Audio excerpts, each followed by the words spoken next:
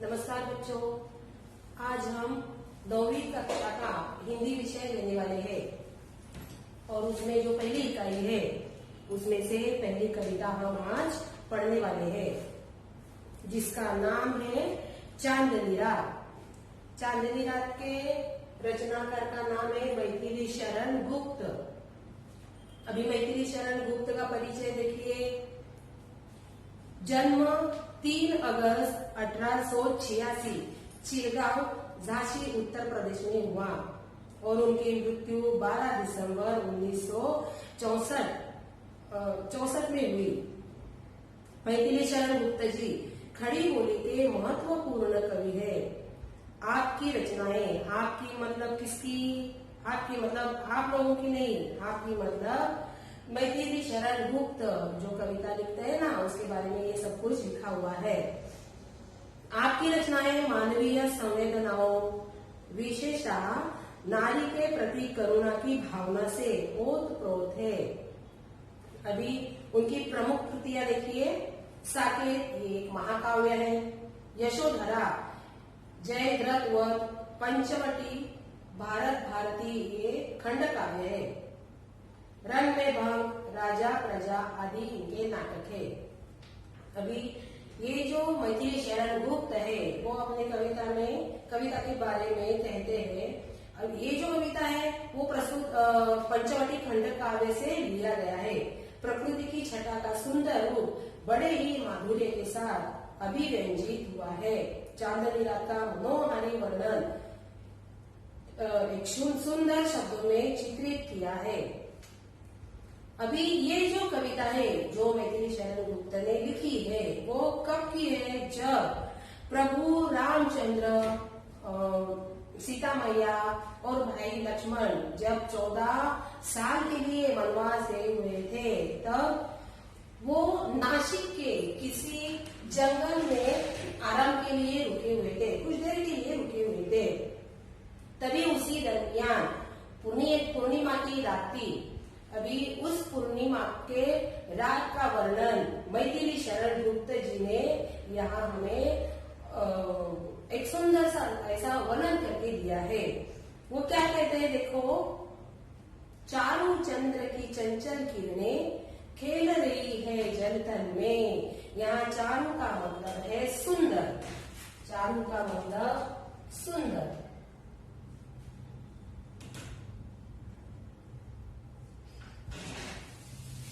चारू चंद्र की चंचल किरणें खेल रही है जलथल में। जल मतलब पानी, थल मतलब जमीन। जल मतलब पानी और थल का मतलब है जमीन।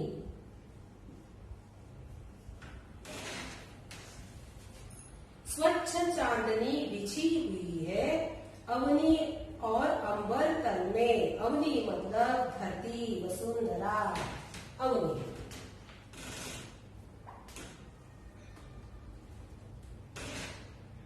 अवनी का मतलब है धरती,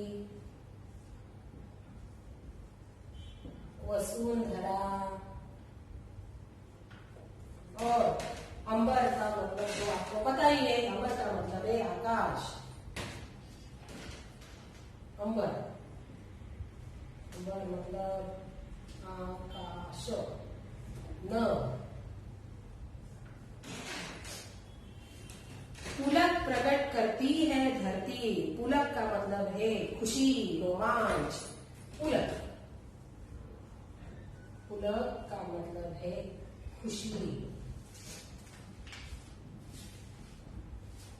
रोमांच। पुलक प्रकट करती है धरती हरित तृणों की नोकों से। तृण का मतलब है घास। तृण का मतलब घास।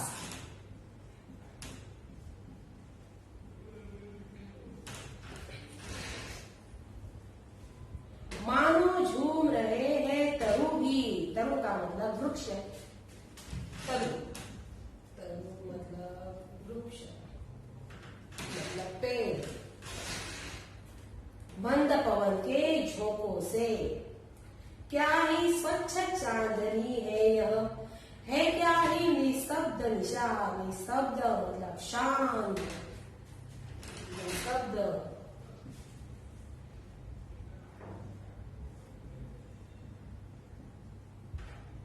निस्तब्ध का मतलब है शांत। निशा का मतलब रात, निशा मतलब रात। है स्वच्छंद सुमंद गंध वह, सुमंद धीमी सी। सुमंद, सुमंद मतलब धीमी, धीमी सी। है स्वच्छ सुमंद गंध वह, निरानंद है कौन दिशा। निरानंद का मतलब है आनंद न होना। निरानंद, निरानंद का मतलब है आनंद न होना।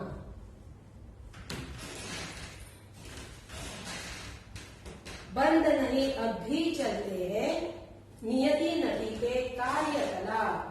नियति मतलब भाग्य, प्रकृति, नियति। नियति का मतलब है यहाँ भाग्य। कार्यकलाप मतलब गतिविधि, कार्यकलाप।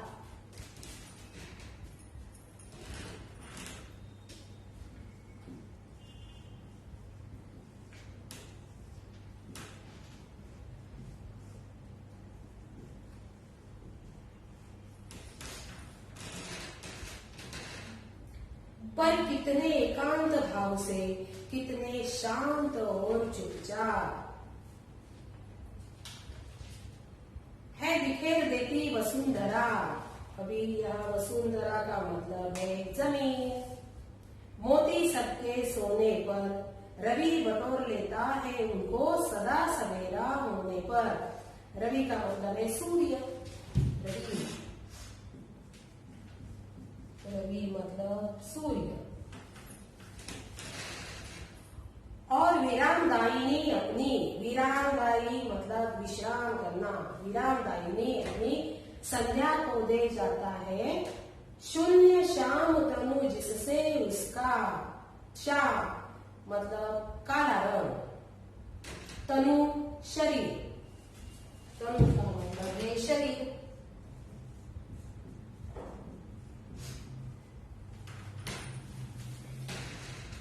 और विरामदायिनी अपनी संध्या को दे जाता है, शून्य श्याम तनु जिससे उसका नया रूप छलकाता है। पंचवटी की छाया में है। पंचवटी मतलब 5 वृक्ष।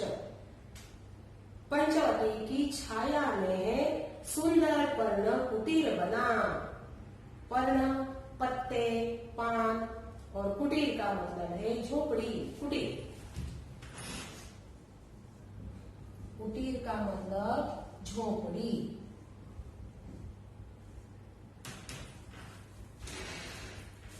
उसके सम्मुख स्वच्छ शिला पर, धीरे धीरे निर्भीक मना।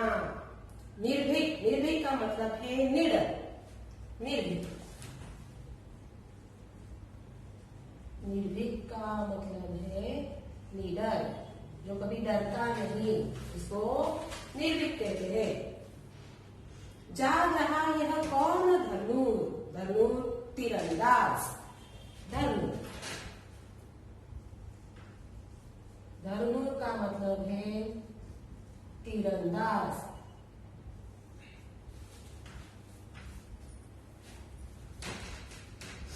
जाग रहा यह कौन धनुर, जबकि भुवन भर सोता है। भोगी कुसुमा युद्ध योगी सा, बना दृष्टिगत होता है। दृष्टिगत मतलब जो दिखाई पड़ता है, दृष्टिगत। अभी इसका अर्थ देखिए।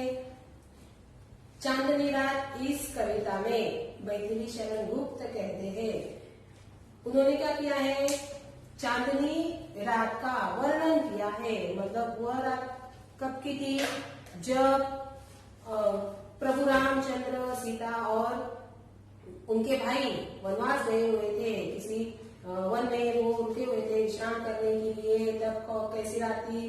पूर्णिमा की रात थी। अभी उस पूर्णिमा उसके बारे में यहाँ हमें बताने की कोशिश की है।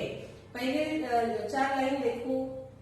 चारू चंद्र की चंचल किरणें खेल रही है जल थल में, स्वच्छ चांदनी बिछी हुई है अवनी और अंबर तल में। मैथिली शरण गुप्ता जी इन्होंने क्या किया है? इस पद्य में प्रकृति की सुंदरता का वर्णन किया है। वर्णन करते हुए वे कहते हैं कि समय कौन सा है? रात का है।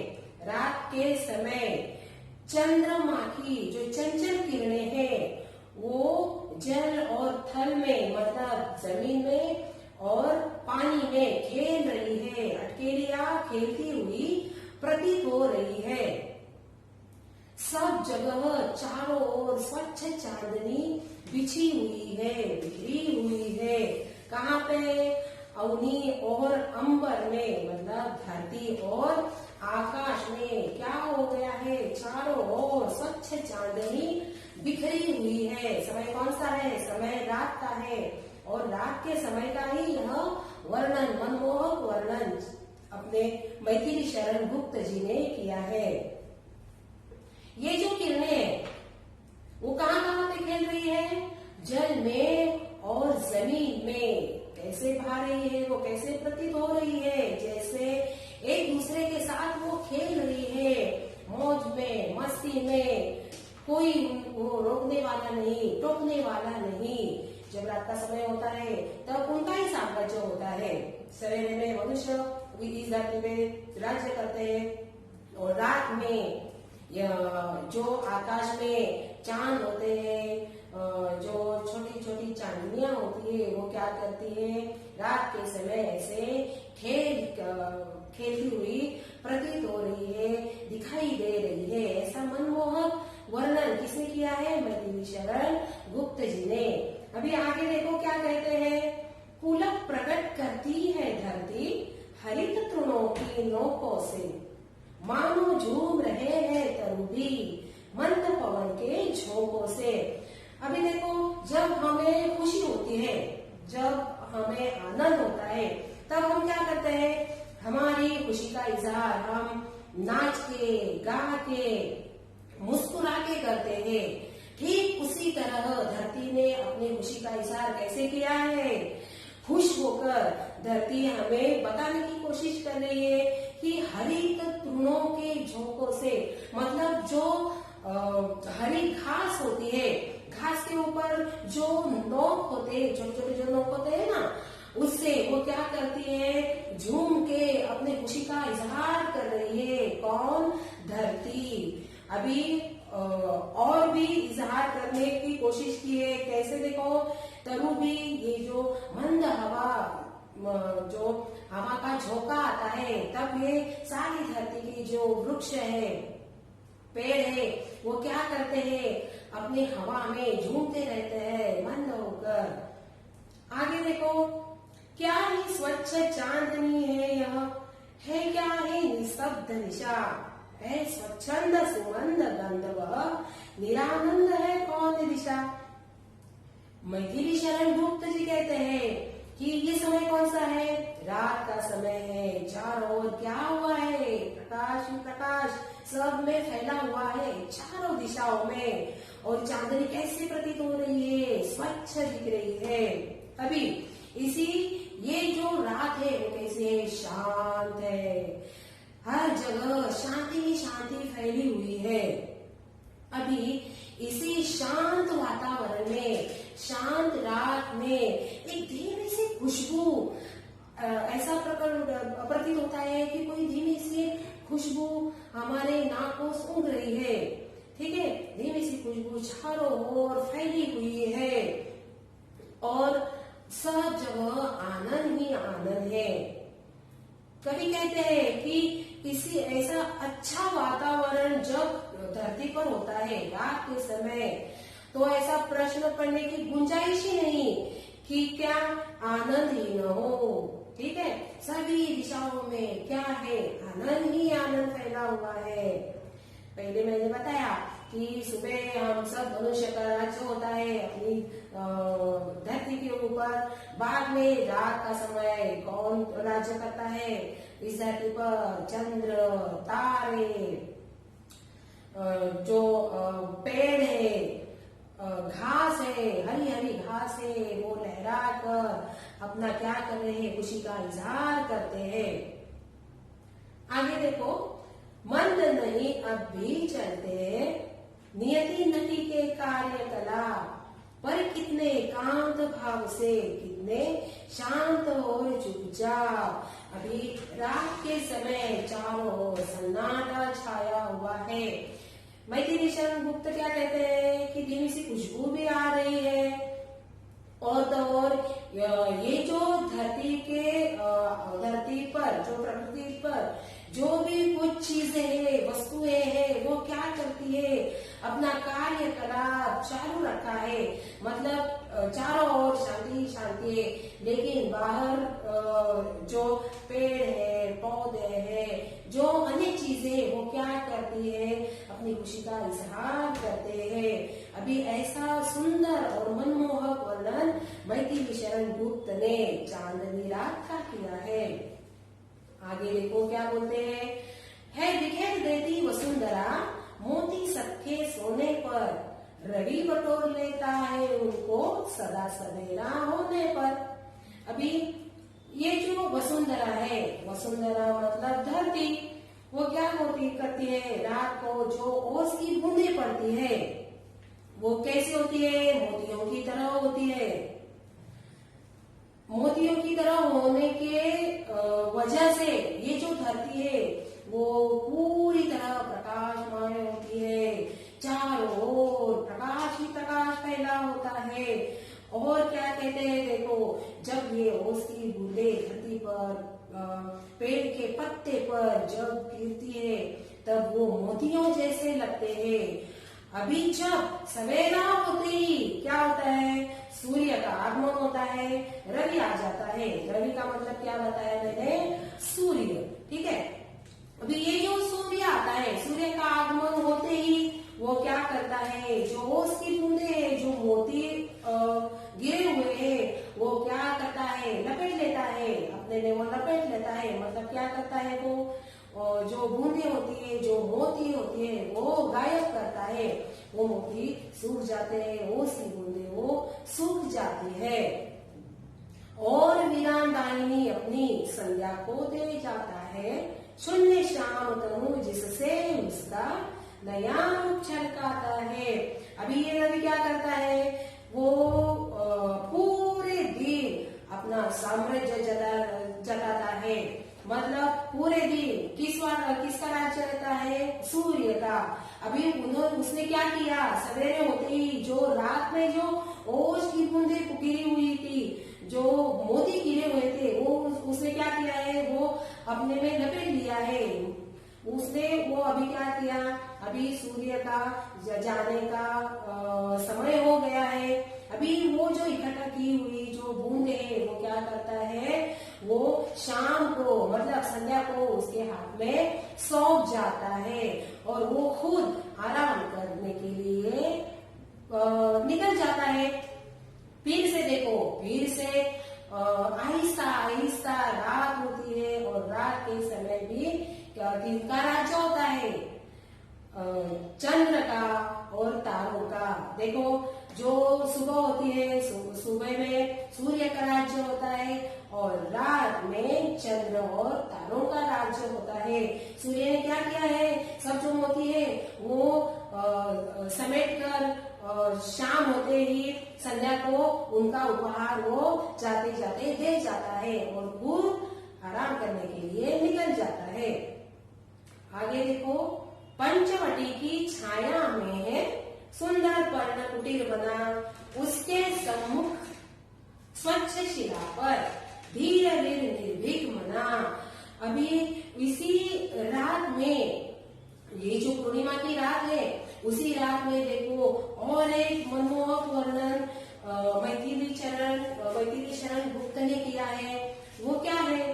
पंचवटी। पंचवटी मतलब 5 वृक्ष, 5 वृक्षों के नीचे उसकी छाया में, वृक्षों की छाया में क्या है, एक पर्णकुटी है। पर्ण मतलब पत्ते, पत्तों से और घास से क्या किया है, एक झोपड़ी बनाई गई है। वो जो मैथिली शरण गुप्त है उन्हें वो झोपड़ी दिखाई देती है। अभी सुंदर पर्ण कुटीर बना, मतलब ये जो पर्ण से और घास से क्या बनी हुई है, एक झोपड़ी दिखाई देती है।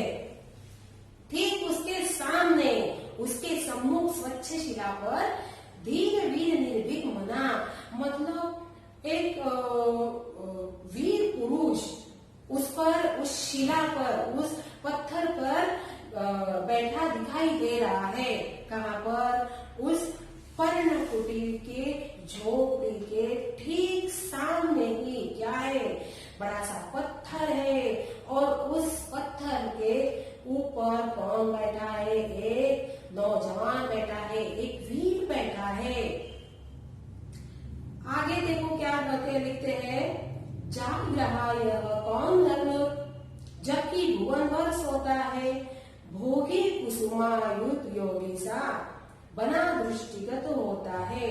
अभी ये जो पंचवटी है, पंचवटी का क्या बताया मैंने कि 5 वृक्ष है और 5 वृक्षों की छाया में एक पर्णकुटी है। ठीक उसी पर्णकुटी के सामने एक पत्थर है और उस पत्थर के ऊपर नौजवान बैठा है। अभी उस नौजवान को देखकर मैथिली शरण गुप्त को एक प्रश्न पड़ता है। वो प्रश्न क्या है कि पूरा जो संसार है वो रात के समय में सोया हुआ है, कोई जाग नहीं रहा, कोई दिखाई नहीं दे रहा, फिर ये कौन लीडर बैठा हुआ है। लीडर का मतलब जो किसी से डरता नहीं, साहसी वीर पुरुष। अभी ये जो पुरुष है वो क्या है, तीरंदाज उसे दिखाई देता है। वो क्या कहते हैं कि कामदेव की तरह वो एक योगी दिखाई देता है, सन्यासी दिखाई देता है, जो अपना मतलब घर बार त्याग कर यहाँ आकर बैठता है और किसी सोच में डूबा हुआ है। ऐसा प्रतीत किसको होता है, मैथिली शरण गुप्त जी को।